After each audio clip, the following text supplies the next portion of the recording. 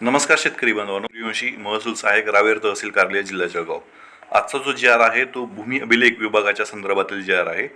बघा, शेतकऱ्यांची जी कामे असतात मोजणीच्या संदर्भातील, मग ते शेती मोजणी असो किंवा रस्त्याच्या बाबतीत हद्दी खुणा निश्चिती करणे असेल किंवा इतर गोष्टी ज्या आहेत, भूमी अभिलेख विभाग करत असतो. या भूमी अभिलेख विभागांतर्गत बऱ्याचशा दिवसापासून मनुष्यबळ कमतरतेमुळे या भूमी अभिलेख इफिशियंटली काम करू शकत नव्हता किंवा मनुष्यबळ यांना व्यवस्थित अंकीही उपलब्ध नसल्यामुळे बऱ्याचशा अडचणी शेतकऱ्यांनाही येत होत्या आणि भूमी अभिलेख विभागातील अधिकारी आणि कर्मचाऱ्यांनाही येत होता. याच्यावर उपाय काढण्यासाठी महाराष्ट्र शासनाने एक जी आर निर्गमित केलेला आहे. आपण पाहू शकता, हा जी आर महाराष्ट्र शासनाच्या महसूल आणि वन विभागांतर्गत दिनांक 25 मार्च 2026 रोजी निर्गमित झालेला असून हा जी आर सांगतो की जिल्हा स्तरावर जे काही परवानाधारक भूमापक आहेत किंवा भूमापक अभिकरण आहे यांची आता मोजणी कामी नियुक्ती करण्यास मान्यता देण्यात येणार आहे. म्हणजेच जे काही परवानाधारक भूमापक आहेत यांची आता जे काय भूमी अभिलेख प्रशासन आहे यांच्यामध्ये समाविष्ट करून यांना आता परवाने देऊन यांचाही उपयोग करून घेऊन जास्तीत जास्त शेतकऱ्यांची मोजणी आणि जास्तीत जास्त शेतकऱ्यांचे जे काही हद्दी खुणांचा जो प्रश्न आहे तो सोडवण्याचा प्रयत्न करण्यात येणार आहे. म्हणजेच जे काही परवानाधारक भूमापक आहेत आणि भूमापक अभिकरण आहेत याच्या माध्यमातून हे सगळं होईल. याच्या संदर्भातील जी आर आपण पाहणार आहोत. शासन निर्णय झालेला आहे. आपल्याला माहीत आहे की वरचेवर वारंवार जे काही मोजणीच्या वाढत्या अर्जांमुळे मर्यादित शासन मनुष्यबळ असल्यामुळे अनेक प्रकरणं प्रलंबित आहेत. याच्यावर उपाय काढण्यासाठी आता हा निर्णय झालेला आहे. एक जी काय जिल्हा स्तरावर एक जिल्हाधिकारी यांच्या अध्यक्षतेखाली एक समिती बसवली जाईल. या समितीमध्ये जिल्हाधिकारी स्वतः असतील, त्याचबरोबर वरिष्ठ तांत्रिक सल्लागार NIC, त्याचबरोबर प्राचार्य जे काही औद्योगिक प्रशिक्षण संस्था म्हणजे ITI ते सदस्य असतील आणि जिल्हा भू अधीक्षक भूमी अभिलेख हे सदस्य सचिव असतील. या चौघाची समिती हे जे काही परवानाधारक भूमापक आहेत यांना परवाना देण्याचं काम करतील आणि हे परवानाधारक भूमापक या भूमी अभिलेख प्रशासनाला जी काय मोजणीची काम आहेत यामध्ये मदत करेल. याच्या संदर्भातला हा जी आर आहे, आपण पाहू शकता. परंतु ह्या परवानाधारक भूमापकांना ह्या अभिकरण हे जे काय अभिकरण आहे जिल्हाधिकारी कार्यालयाचं अभिकरण यामार्फत निवड करताना जे काही तांत्रिक पात्रता आहेत, अनुभव आहेत, वयोमर्यादा आहे, मानधन आहे, प्रशिक्षण आणि परवाना आहे, त्याचबरोबर यांचं प्रशिक्षण, प्रशासकीय नियंत्रण आणि मोजणी प्रकारांचे निकष या सगळ्या त्यांनी दिलेल्या आहेत. आपण पाहू शकता. बघा, आता बरेचसा रोजगारही या जी आरच्या माध्यमातून उपलब्ध होणार आहे. जे काही परवानाधारक भूमापक आहेत बरेचशा तरुणांना आता संधी आहे. आता ती कुठल्या तरुणांना परवानाधारक भूमापक होता येईल याची तांत्रिक पात्रता आणि अनुभव मर्यादा ही दिलेली आहे.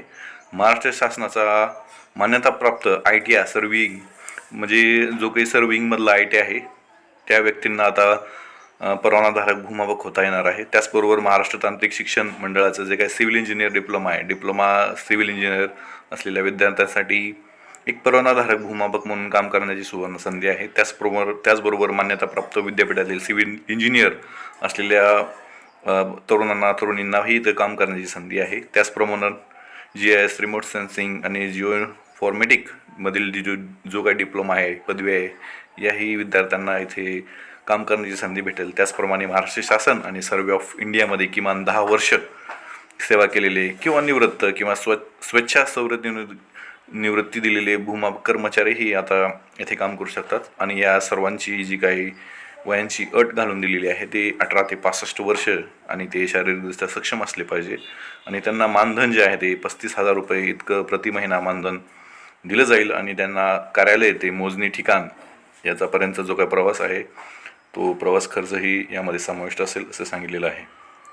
आणि हे जे काही परवानाधारक भूमापक आहेत यांना प्रशिक्षण ही दिले जाईल. 2 आठवड्यांचं प्रशिक्षण यांना अनिवार्य राहील इथं सांगितलेलं आहे. प्रशिक्षणानंतर एक परीक्षा घेतली जाईल, land recording training academy Sambhajinagar इथं, आणि त्यांना परवाना प्रदान करण्यात येईल. आणि हा परवाना मिळाल्यानंतर ते काम करू शकतात परवानाधारक भूमापक म्हणून. बघा, परवाना आणि नूतनीकरण परवाना 2 वर्षासाठी वैध राहील. त्यानंतर समाधान कामगिरी केल्यानंतर आणखी 2 वर्ष वाढवता येईल. अशा प्रकारे भूमी अभिलेख विभागांतर्गत जे काही परवानाधारक भूमापक आहेत त्यांचं आउटसोर्सिंग करण्यात आलेलं आहे, त्यांना आता घेण्यात आलेलं आहे. सलग 4 महिने परवाना न वापरल्यास भ्रष्टाचार, गुन्हेगारी कारणासह परवाना रद्द वगैरे करण्यात येईल असं सांगितलेलं आहे. बघा, परवानाधारक भूमापक आणि उपअधीक्षक भूमी अभिलेख यांचंही नियंत्रण या परवानाधारक भूमापकवर असेल आणि जे काय उपअधीक्षक भूमी अभिलेख कार्यालयाकडून नियोजित वेळापत्रक मोजणी प्रकरणामध्ये परवानाधारक भूमापक यांचं वाटप यांना काम केलं जाईल. ज्यांच्या कामाचं वाटप जे काही उपअधीक्षक भूमी अभिलेख यांच्या कार्यालयाकडून त्यांना होईल त्या संदर्भातली नोटीस जी आहे ते नोटीस निर्गमित करून संबंधित काम त्यांना अलॉट केलं जाईल आणि नियोजित दिवशी परवानाधारक भूमापक प्रत्यक्ष जमिनीवर जाऊन मोजणी व हद्द कायम करू शकतात. अशा प्रकारे परवानाधारक भूमापकांना आता यामध्ये संधी मिळाल्याने खूप मोठ्या प्रमाणामध्ये जे काही पेंडिंग कामं आहेत मोजणीच्या संदर्भातली, हद्दी खुणा निश्चित करण्याच्या संदर्भातली आता जलद गतीने होण्याची चिन्हे दिसत आहेत.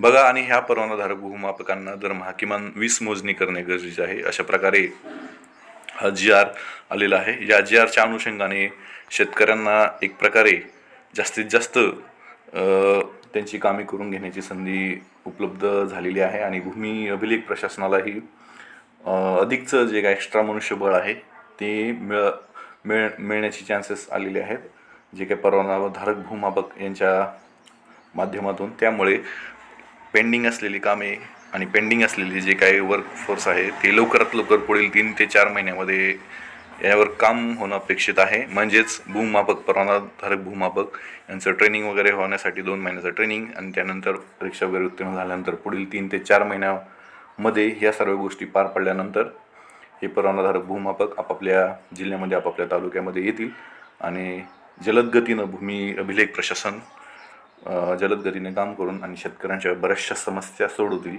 अशी अपेक्षा आहेत. अशाच प्रकारचे नवीन महसूल प्रशासनाच्या संदर्भातील अपडेट्स ज्या शासन निर्णय पाहण्यासाठी तुम्ही माझं चॅनल नक्की सबस्क्राईब करा आणि हा व्हिडिओ जास्तीत जास्त आपल्या शेतकऱ्यांपर्यंत पोहोचवा अशी मी विनंती करतो. धन्यवाद.